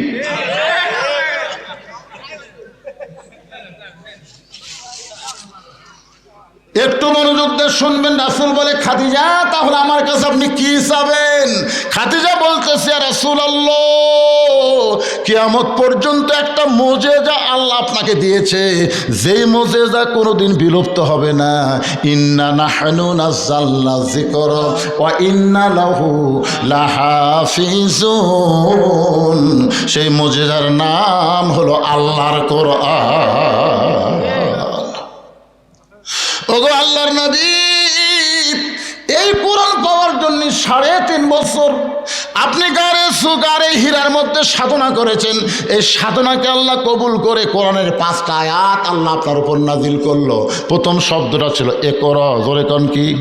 ইকরা বিইসমি রাব্বিকাল্লাযী খালাক খালাকাল ইনসানা মিন আলাক। এই যে 5টা আয়াত আপনার উপর আল্লাহ নাজিল করলো, আপনি আর গারে হীরার মধ্যে থাকলেন না, আপনি নিচে চলে আসলেন। আপনি এই যে গায়ে জুব্বা পরা অবস্থায় ফেরেশতা জিবরাইল আপনাকে বুকের মধ্যে নিয়েছিল। আল্লাহ তাওয়াজ্জু দিয়ে 5টা আয়াত নাজিল হলো। ওই জুব্বার কোনোদিন আপনি পরেন নাই, আমি দেখেছি আপনি যত্ন করে জুব্বাটা রাইখা দিয়েছেন। মাঝে মধ্যে আপনি জুব্বা দেখেন, চুমা খান, আবার জুব্বাটা যত্ন করে রাইখা দেন। ও গো আল্লাহর নবী, আমি খাদিজা যখন মরে যাব, ওই জুব্বাটা আমার কাফনের কাপড় হিসাবে দিয়ে দেবেন। আমার 2 নম্বর চাওয়া হলো, আপনার পবিত্র হাত দিয়ে আমাকে অন্ধকার কবরে নামায় দিবেন। কবরে মাটি দেওয়ার পরে সবাই যখন চলে যাবে, এমন সময় 2টা ফেরেশতা আল্লাহ কবরের মধ্যে পাঠাবে। 2টা ফেরেশতা কবরে আসবে, তাদের নাম হলো মুনকার নাকির। জোরে কোন, তাদের নাম কি? ফেরেশতা আসিয়া যখন জিজ্ঞাসা করিবে, দিন কি তোমার মাবুদকে, বা তখন কি বলিবে? সবাই বলে, গান গাইলে গুনাহ হবে নাকি? ফেরেশতা আসিয়া যখন জিজ্ঞাসা করিবে, দিন কি তোমার মাবুদকে, বা তখন কি বলিবে? সবাই বলেন, আল্লাহ বিনে নাই রে মাবুদ, আল্লাহ বিনে নাই রে মাবুদ জবানে তাই বলো রে বলো মুখে, আল্লাহ রাসূল সবে বলো। ওগো আল্লাহর নবী, ওই ফেরেশতা তিনটা প্রশ্ন করবে, আমি খাদিজা উত্তর দিবার পারবো না, আমার পক্ষ থেকে আপনাকে উত্তর দেওয়া লাগবে। এই তিনটা চাওয়া যদি আপনি পুরা করতে পারেন, তাহলে 50,000 বছরের কবরে আমার খাদিজার কোনো চিন্তা নাই। সঙ্গে সঙ্গে আল্লাহ নবী খাদিজার কবরে চুমা দিয়ে বললেন, খাদিজা, ওই আল্লাহর শপথ করে বলতেছি, আমার আগে যদি আপনার মৃত্যু হয়, তাহলে আপনার তিনটা চাওয়াই আমি পুরা করব ইনশাআল্লাহ। আপনার বলেন তো এখানে রাসূল কি বললেন? আমার আগে যদি আপনার মৃত্যু হয়। এই কথার দ্বারা রাসূল বুঝালেন কে কখন মরবে এটা আল্লাহর নবীও আর আমাদের গুলো জানে, তো জানে না। 5 তলার উপর তলা শুয়ে থেকে, এ বাড়ি আমার, 1.5 লাখ টাকার খাটের উপরে 12,000 টাকার কম্বল গাওয়ার দেখায়, আমার বাড়ি আমার ঘর, আমার নামাইকে ওরে তো আমাদের চাদর দেয়, আমার নামাবি কে? রাত 3টার সময় একটা ভূমিকম্প, এরকম কি কম্প না, খুব জোরে ওঠে, ওই চেতন পাই এত ফোর্সে নামছে ভাই, কম্বলের মধ্যে লঙ্গি খুলে আছে, ওটাও পরার টাইম নেই, একে ন্যাংটা হয়ে নামছে। ফেরেশতা বলতেছে, আল্লাহ নামাইলা নামাইলা, তাই বলে ন্যাংটা করে? আল্লাহ অহংকার করিস না রে। 41 সাল পর্যন্ত 1 লক্ষণ সে ন্যাংটা হয়ে নামে পলাছে, আর একটা পলালো হাসিনা, ধরে কোনো কথা ঠিক কিনা, তার গোষ্ঠী শুদ্ধে। অহংকার করো না বাজান, পলাবো না, শেখের বেটি পলায় না। আর একটা শালা কাউয়া আর এই হামান, হচ্ছে হামান। হাসিনা যদি ফেরাউন হয়, কাদের হলো হামান, জোরে কোন কথা ঠিক আছে? এই শালা হামান, আর মাজা চলে না, তেজত আসা মাইক পালি কয় খেলা হবে করে, খেলবার গেলে মাজা থাকা লাগবি না পাগলা, মাজা ছাড়া খেলা যায় কি? তাহলে সমস্ত ক্ষমতার মালিককে। আমার সঙ্গে যারা পারেন তারা পড়েন, না পারলে মনোযোগ দিয়ে শুনবেন। আল্লাহ তাআলা কোরআনে বলতেছেন, তুইজ্জু মান তাশা ওয়া তুযিল্লু মান তাশা বিয়াদিকাল খায়র ইন্নাকা আলা কুল্লি শাইইন কাদির। মা খাদিজা দুনিয়া থেকে বিদায় নিলেন। দুনিয়া থেকে বিদায় নেওয়ার পরে আল্লাহ নবী তাকায় দেখেন তার 4টা মেয়ে কাঁদতেছে। মা খাদিজার পেট থেকে আল্লাহ তার নবীকে 4টা মেয়ে দিয়েছিলেন। একটা মেয়ের নাম হলো রোকেয়া, একটা মেয়ের নাম হলো কুলসুমা, একটা মেয়ের নাম হলো জয়নাব, আর একটা মেয়ের নাম হলো খাতুনে জান্নাত ফাতেমা। রাসূল তাকায় দেখে 3 মেয়ে কাঁদতেছে, একটু শব্দ শোনা যায়, কিন্তু ফাতেমার কান্নার কোনো সাউন্ড নেই। আপনার বলেন তো, যে মেয়েরা শব্দ করে কান্দে, ওরা কি শুধুই কান্দে? আমার বাবা মইরা গেছে রে, মরার আগে খাট দিবার চাছিল, সেই খাট আমাকে দিবে কে? আমার বাবা মইরা গেছে রে। তখন বড় ভাই যা বলতে, কান্দিস না পাগলি, যে খাট আমার বাপ দিবার চাইছিল সেই খাট আমি দেবো। তখন বলতেছে, আমার বাবা মইরা গেছে রে, মরার আগে খাট দিবার চাইছিল, সেই খাট আমাকে বড় ভাই দিবে, এখন ল্যাপ তো শোক দিবি কে? আমার বাবা মইরা গেছে রে। তখন মেজো ভাই যা বলতেছে, কান্দিস না পাগলি, ল্যাপ তো আমি দেবো। তখন সাইড যা বলতেছে, মানুষ বুড়া হলে মরবি। এইরকম কিছু মেয়েরা আছে না নাই? তোর এখানে আছে না নাই? নবীর তাকে দেখে ফাতেমা কাঁদতেছে, চোখের পানি পড়তেছে, গাল ভিজে যাচ্ছে, কিন্তু কান্নার কোনো শব্দ নাই। আল্লাহ নবী ডাক দিলেন, ফাতেমা একটু মেহেরবানি করে ঘরের মধ্যে আয়। ফাতেমা যখন ঘরের ভিতরে, নবী বলেন, ফাতেমা তোমার মা দুনিয়া থেকে বিদায় নেওয়ার আগে আমাকে 2টা ওসিয়ত করেছে। 1 নম্বর ওসিয়ত হলো, তোমার মাকে তুমি একলাই গোসল করার লাগবে। ও ফাতেমা, তোমার সঙ্গে অন্য কাউকে তুমি নিবার পারবে না, তুমি একা একাই তোমার মারে গোসল করার লাগবে। 2 নম্বর ওসিয়ত হলো, তোমার মাকে একা একাই তোমাকে কাফনের কাপড় পরাতে হবে। ফাতেমা বলে বাবা আমার আরও 3টা বোন আছে বাবা, এদেরকে যদি সঙ্গে না নেই ওরা মন খারাপ করবে। রাসূল বলে ফাতেমা ওসিয়ত পালন করা হলো ওয়াজিব। যেখানে তোমার মা তোমার কথা একলা বলেছে সেখানে অন্য কাউকে আর ঢুকানোর সুযোগ। আপনারা ওসিয়ত করবেন। এই গোরস্থানের কমিটি যারা আছে তাদের কাছে আমি বলতেছি আপনারা ওসিয়ত করবেন যদি কেউ মারা যায় কোনো বেনামাজি কবর খুঁড়তে পারবে না। আপনাদের গোরস্থানে কবর কারা খড়ে, নামাজি না বেনামাজি? বেনামাজি বেশি বেশি। আরে গোরস্থানের একটু মাটি বায়না করে রাখ, কখন যেন আসতে পারে তোমার মরণের ডাক। গোরস্থানের একটু মাটি বায়না করে রাখ। যেই বাড়িতে আপনি থাকতে পারবেন না সেই বাড়ি তৈরি করতে গেলে আপনি ভালো মিস্ত্রি খোঁজেন। যেমন একটা 3 তলা বাড়ি করো ভাই, এই ইউনিয়নের মধ্যে সবচাইতে ভালো মিস্ত্রি কে রে? যেই বাড়িতে থাকতে পারবে না সেই বাড়ি তৈরি করেন ভালো মিস্ত্রি দিয়া। আর যেই ঘরে 50,000 বছর থাকা লাগবে সেই কবর তৈরি করেন বেনামাজি দিয়া। আপনি জানেন মান তারাকা সালাতুল মুতাম্মিদান ফাকাত কাফারা, ইচ্ছা করে 1 ওয়াক্ত নামাজ যারা বাদ দিল তারা কাফের হয়ে গেল।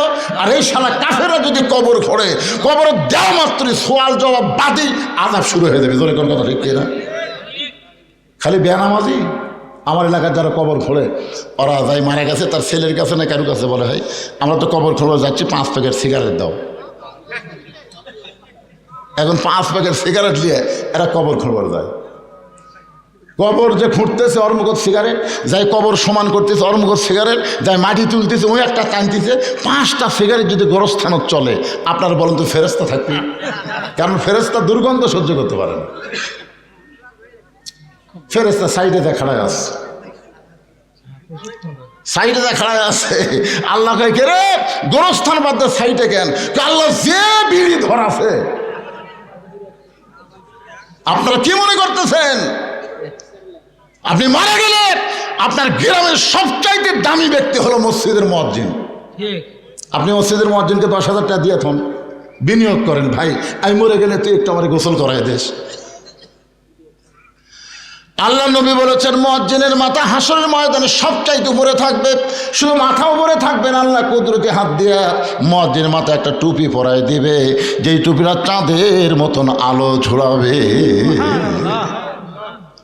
সামনে কাতারের 5 জন নামাজিকে আপনি কবর খোঁড়ার দায়িত্ব দেন।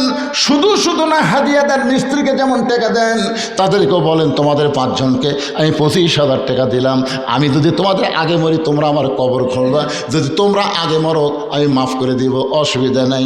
এইরকমভাবে 5 জন বেনামাজি কবর খোঁড়ার দায়িত্ব দেবেন। মুয়াজ্জিন আপনাকে গোসল করায় দিবে।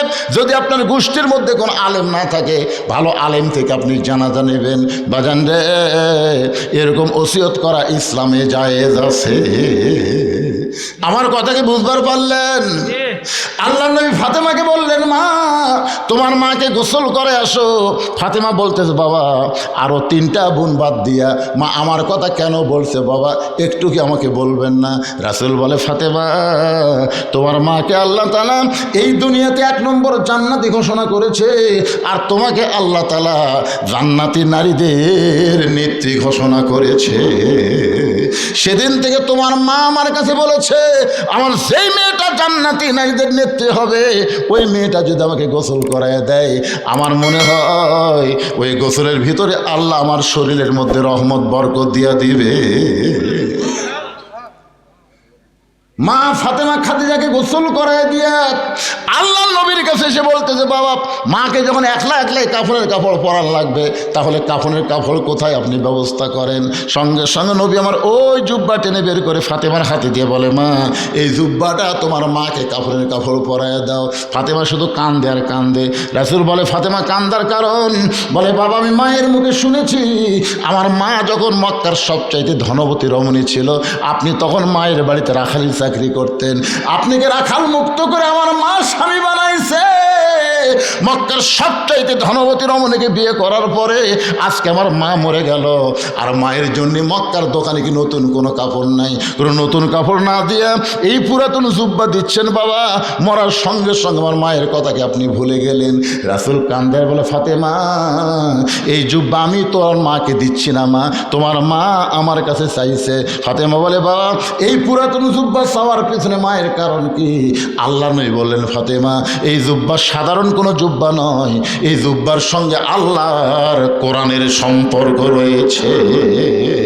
এখন আপনারা বলেন, আল্লাহর কোরআনের সম্পর্ক যার সঙ্গে থাকে তার দাম বাড়ে না কমে? আল্লাহর কোরআন আইনকে গ্রহণ করে এই অন্ধকার কবরে যদি যাওয়ার পারেন, আল কোরআনের আলো খালি সংসদে চালো না, আল কোরআনের আমলটা আপনার অন্ধকার কবরেও আলো দেবে। ধরে কোন কথা ঠিক কি না? ওয়ানুনাজ্জিলু মিনাল কোরআনি মা হুয়া শিফাউ ওয়া রাহমাতুল লিল মুমিনিন। আল্লাহু আকবার। এখন আপনারা বলেন, এই যে গোরস্থান, এই গোরস্থান কোরআনের মধ্যে আছে না নাই? আর একটা আয়াত আমি পড়ে আপনাদের সামনে। এখানে কি হয়েছে শুরু হলো, মিনহা খালাকনাকুম অফিহা নুইদুকুম অমিনহা নুখরিজুকুম তারাতান উখরা। আল্লাহর এই কোরআনের সঙ্গে সম্পর্ক রাখতে গিয়ে আমি ভাদার পশ্চিম পাড়া, যারা এখানে বসে আছেন, এই ভাদার পশ্চিম পাড়ার কারা একটু হাত তোলেন তো? যারা ভাদার এই পশ্চিম পাড়া এই গোরস্থানকে উন্নয়ন করার জন্য যারা চেষ্টা করতেছে, তারা কারা কারা ভাই একটু হাত তোলেন তো দেখি। এখানে না থাকার পিছনে দুটা কারণ। ভাদার পশ্চিম পাড়ার লোকেরা না থাকার পিছনে কয় কারণ? দুই কারণ। এক নম্বর কারণ হলো, তারা যদি এখানে আসে বসে তাহলে আপনাকে জায়গা হবে না, এরা প্যান্ডেল করছে ছোট, এই জন্য আপনাকে বসবার দিবেছে, ওরা বাইরে আছে। আর দুই নম্বর কারণ হলো, মাহফিলের মোনাজাতের শেষে আপনাকে ভাত তরকারি আছে। দেখছেন, একজন মাশাআল্লাহ করলো, কেন আপনারা খাবেন না? আমিও খাওয়ার নিয়ত করছি। আমি বলছি, ভাই অনেকদিন হলে বেশি লোকের মাছ ঘাটি আমি খাইনি ভাই। মুচকি মুচকি হেসে কেমনে দরজা খুললেন। ফাতেমা বলে, বাবা কানতে কানতে কেন গেলাম, হাসতে হাসতে কেন দরজা খুললাম আপনি জানেন? রাসূল বলে, ফাতেমা কানতে কানতে ঢুকলে আমি জানি, কারণ একজন মেয়ে তার মাকে কাপড়ের কাপড় পরাবে, অবশ্যই কানতে কানতে ঘরের মধ্যে ঢুকবে, কিন্তু হাসতে হাসতে দরজা খুললে ফাতেমা আমি নবী হয়েও বলতে পারতেছি না। ফাতেমা বলে, বাবা এতদিন আমি জানতাম আপনি ভিতরেও জানেন বাহিরেও জানেন, কিন্তু আজকে দেখতেছি কি জন্য হাসতে হাসতে দরজা খুললাম আপনি জানেন না। রাসূল বলে, ফাতেমা মা ইয়ান্তিকু আনিল হাওয়া ইন হুয়া ইল্লা ওয়াহয়ুন ইউহা। আমি রাসূল বলতে পারি না যতক্ষণ আল্লাহ না বলায়। ফাতেমা বলতেছে, বাবা আপনার জুব্বাখানা আমার মাকে যখন পরাবারে গেছি, এমন সময় নজর করে আমি দেখতে পাই, দুই চোখটা দেখলে কিন্তু নজর হবে না, নজর করতে গেলে অন্তরের চক্ষু লাগবে। ধরে কোন ঠিক কি না? আজকে বাড়ি দেখে আমরা খুশি হই, কবর দেখে আমরা কিছুই মনে করি না। একবার অন্তর চক্ষু দিয়ে তাকায় দেখেন, এই দুনিয়া বাড়ি ঘর একদিন হয়ে যাবে পর, এই দুনিয়ার বাড়ি ঘর একদিন হয়ে যাবে পর, যাইতে হবে অন্ধকার কবর। মা ফাতেমা বলতেছে, আমি নজর করে দেখি আমার মা খাদিজার শরীরে আল্লাহ জান্নাতের পোশাক পরায়া দিছে। সঙ্গে সঙ্গে নবী বললেন, ফাতেমা আল্লাহ তোমার মায়ের শরীরে জান্নাতের পোশাক পরাবে, এইটা আমি জানতাম মা, কিন্তু সাহস করে বলতে পারি নাই। ফাতেমা বললেন, বাবা কেমনে জানতেন? রাসূল বলে, ফাতেমা যে মহিলাটা সর্বপ্রথম তোমার বাবাকে নবী বলে স্বীকার করেছে, আল্লাহর প্রতি ঈমান এনেছে, আমার মনে হয় আল্লাহর পক্ষ থেকে খাদিজাকে ঈমানের পুরস্কার আল্লাহ দিয়েছে। নবী নিজের হাতে খাদিজাকে অন্ধকার কবরে নামায় দিলেন। কবরে নামানোর পরে মাটি দেওয়া যখন শেষ, সবাই চলে গেছে, কিন্তু নবী খাদিজার কবর ছাড়েন না। ঘন্টার পর ঘন্টা হয়ে যায়। আল্লাহ বলে, হাবিব সবাই চলে গেল খাদিজার মাটি দিয়া, কিন্তু আপনি কেন কবর ছাড়েন না? রাসূল বলে, আল্লাহ এই খাদিজার কাছে আমি ওয়াদা দিয়েছি, মুনকির নাকির খাদিজাকে প্রশ্ন করবে, খাদিজা উত্তর দিবার পারবে না, আমি নবী খাদিজার পক্ষে উত্তর দিব। আল্লাহ বলে, হাবিব আপনি মনে করেছেন আপনি শুধু একাই খাদিজাকে ভালোবাসেন, আজকে শুনে নেন, আপনি যেমন খাদিজাকে ভালোবাসেন আমি আল্লাহ তেমন ভালোবাসি। আপনারা কি মনে করছেন যারা নামাজি ব্যক্তি তারা যখন কবরে যাবেন, মুনকির নাকির যখন বলবে মান রব্বুকা, আপনার রবকে, আপনাকে উত্তর দেওয়া লাগবে? আপনার পক্ষ থেকে নামাজ দাঁড়িয়ে যাবে, নামাজ বলবে মুনকির নাকির কাকে মান রব্বুকা প্রশ্ন করতেছ? মুনকির নাকির বলবে যে শুয়ে আছে কবরে, তাকে বলে তুই জানিস এখন কেবল আরামের একটু ঘুম দিছে, আর এই ঘুম ভাঙ্গার জন্যে মান রব্বুকা প্রশ্ন করতেছিস? তুই জানিস এই লোকটা সারা জীবন কত ওয়াক্ত নামাজ পড়ছে? মুনকির নাকির বলে আমরা কেমনে জানবো? আরে পাগলা, দৈনিক 5 ওয়াক্ত নামাজ পড়ছে, 50 বছরে 5 ওয়াক্ত 50 বছর গুনবে। মুনকির নাকির কয় আমাদের কাছে তো ক্যালকুলেটার নাই ভাই, নামাজ বলতেছে আমার কাছে আছে। এই লোকটা মসজিদে ঢোকার সাথে সাথে নামাজের নিয়ত করেই বলেছে আলহামদুলিল্লাহি রব্বিল আলামিন, রুকুত যায় বলেছে রব্বিল আযীম, সেজদাত বলেছে রব্বিল আলা। কিন্তু দুনিয়াতে এতবার রব রব করে কেবল কবরের মধ্যে আছে আবার রব। মুনকির নাকির কয় আল্লাহ তোমার বান্দাকে মান রব্বুকা প্রশ্ন করলে নামাজ যে খেপা খেপছে আমরা কি করি? আল্লাহ কয়ে যে নামাজ নিয়ে কবরে আসছে তার মান রব্বুকা প্রশ্নের উত্তর হয়ে গেছে। তাহলে সুবহানাল্লাহ করলে হবে না তো? ফজরের নামাজ জামাতে পড়া লাগবে। ভাই রে, এখানে অনেক মানুষ আছে তারা মনে করে কবরের উত্তর খুবই সোজা। যখন বলবে মান রব্বুকা আল্লাহ, ওমান নবিয়ুকা মুহাম্মদ রাসূলুল্লাহ, ওমা দীনুকা ইসলাম, আপনি যদি ইসলামের সাথে সম্পর্ক না থাকে, যদি নবীর সাথে আপনার সম্পর্ক না থাকে, আল্লাহর সাথে যদি আপনার সম্পর্ক না থাকে, একটা প্রশ্নের উত্তর জানা থাকলেও দিবার পারবেন না। জোরে কর কথা ঠিক কি না? প্রশ্ন করবে ওয়া দিনুকা, তোমার দিন কি? এই বাংলাদেশে যারা ইসলামে আন্দোলন করে, কোরআনের রাজনীতি যারা চায়, দিন কায়েমের আন্দোলনে আকিমুদ্দিন দিনকে প্রতিষ্ঠা করার জন্য যারা জেল জুলুম নির্যাতনের শিকার হয়েছে, ইসলামী আন্দোলন তাদের পক্ষে ওয়া দিনুকার উত্তর দিয়ে দিবে। ধরে কান সুবহানাল্লাহ।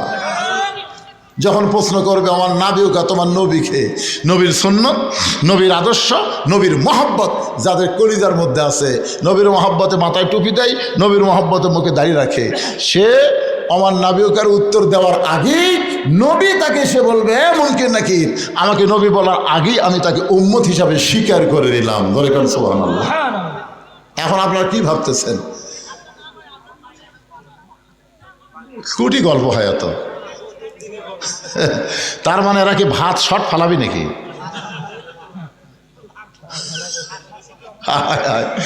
ভিতরে যারা নাই বাহিরে হইচই করে ভাত খাবার চায়। আল্লাহ ওয়াজ না শোনা যারা খাবি, এই খাওয়ার পরে কমপক্ষে 5 থেকে 1000 টাকা যেন ডাক্তারের দেওয়া লাগে নাকি? অযথা অযথা যারা খাবি। আপনি কি মনে করছেন খাওয়ার মাধ্যমে মানুষের শক্তি হয়, খাওয়ার মাধ্যমে মানুষের ডায়রিয়া হয়? জোরে কর কথা ঠিক কিনা? আল্লাহ আল্লাহ যারা আওয়াজ শুনতেছে না, অযথা খাওয়া দাওয়া করবি, এরকে যেন এই রোগটা দেওয়া আল্লাহ।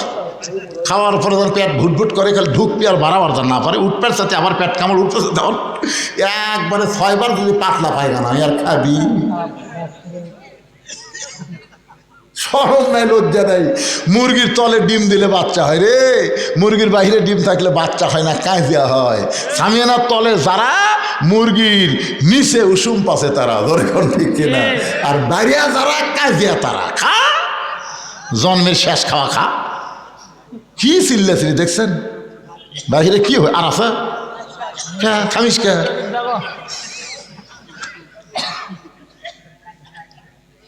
সুবহানাল্লাহ। ইস্তেগফার পড়েন সবাই। আস্তাগফিরুল্লাহ রব্বি মিন কুল্লি জামবি ওয়া আতুবু ইলাইহি, আস্তাগফিরুল্লাহ রব্বি মিন কুল্লি জামবি ওয়া আতুবু ইলাইহি।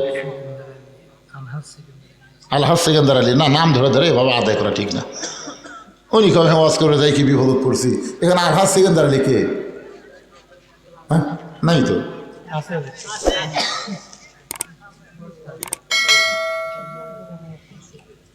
সহসভাপতি আপনার নামটা হচ্ছে তরিকুল ইসলাম, সহসভাপতির স্ত্রী। উনি 500 টাকা দান করছে। আল্লাহ যে নিয়তে দান করছে আল্লাহ কবুল করুক, জোরে কোন আমিন। আমিন। না আপনাদের মধ্যে কেউ যদি দানকারী থাকে, ও দেরি করতেছেন কেন? হতে পারে আজকের দান আপনার জীবনের শেষ দান, বিশ্বাস করতেছেন না?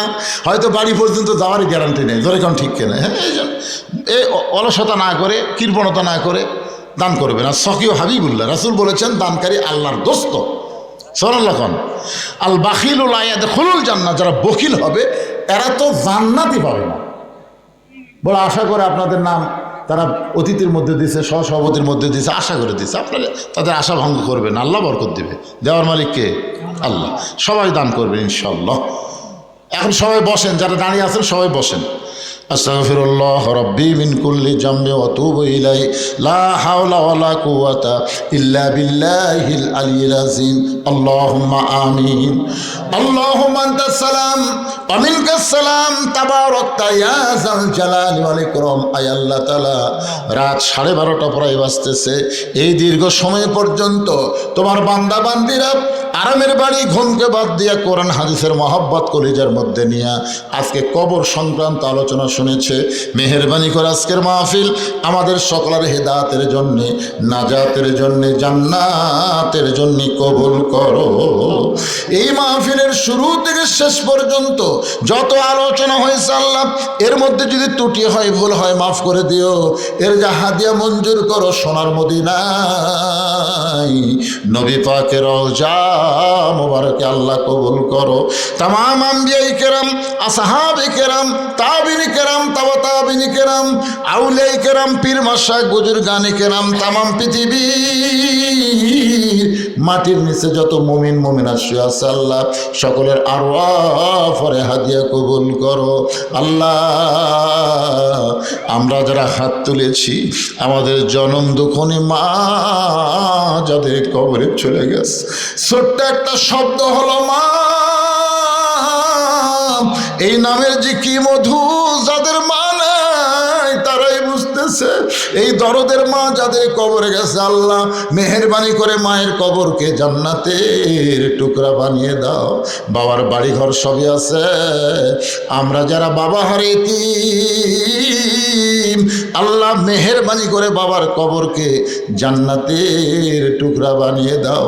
আমাদের দাদা দাদি, নানা নানি, আত্মীয় স্বজন, শ্বশুর শাশুড়ি যাদের কবরে গেছে আল্লাহ, কবরবাসীদের মাফ করে দাও আল্লাহ। তোমার ভাদার পশ্চিম পাড়ার বাবাজিরা কষ্ট করে মেহনত করে এত সুন্দর আয়োজন করেছে আল্লাহ, গোরস্থানকে লক্ষ্য করে এই কবরে যারা শায়িত আছে তাদের সকলের কবরকে জান্নাতের টুকরা বানায় দাও। যারা মাহফিল করেছে তাদের সকলকে 5 ওয়াক্ত নামাজি কবুল করো। তাদের সকলকে কবরের পাথেও জোগাড় করে দুনিয়া থেকে বিদায় নেওয়ার তৌফিক দিও।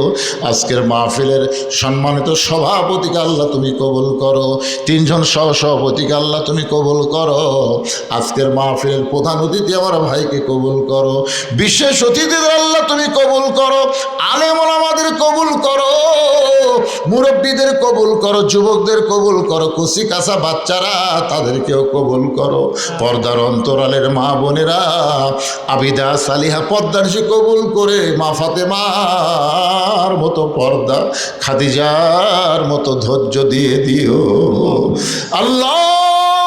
আমি গুনাহগার বলে দোয়া ফিরা দিও না। এতগুলো মানুষের মধ্যে যার 2খানা পছন্দ হয় সেই 2 হাতের ওসিলাই গোটা মাহফিলকে আল্লাহ তুমি কবুল করো। আমি অসুস্থ, আমার একটা নাতনি আয়েশা সিদ্দিকা নাম, সে বড় অসুস্থ আল্লাহ। আজকের মাহফিলে এই গ্রামের একটা ছেলে কিছুক্ষণ কথা বললো, সেও বড় অসুস্থ, ক্যান্সার রোগী আল্লাহ। আমাদের মধ্যে যারা অসুস্থ সবাইকে শাফা দিয়ে দাও আল্লাহ। বাংলাদেশের প্রতি রহম করো আল্লাহ। ফিলিস্তিনের মুসলমানকে বিজয় দাও, সিরিয়ার মুসলমানকে বিজয় দিয়েছ, বাংলাদেশকেও তুমি রহমত করেছো আল্লাহ। বাইতুল মুকাদ্দাস মুসলমান যেন পায়, আর পৃথিবীর মানচিত্র থেকে ইহুদিদেরকে আল্লাহ তুমি ধ্বংস করে দাও।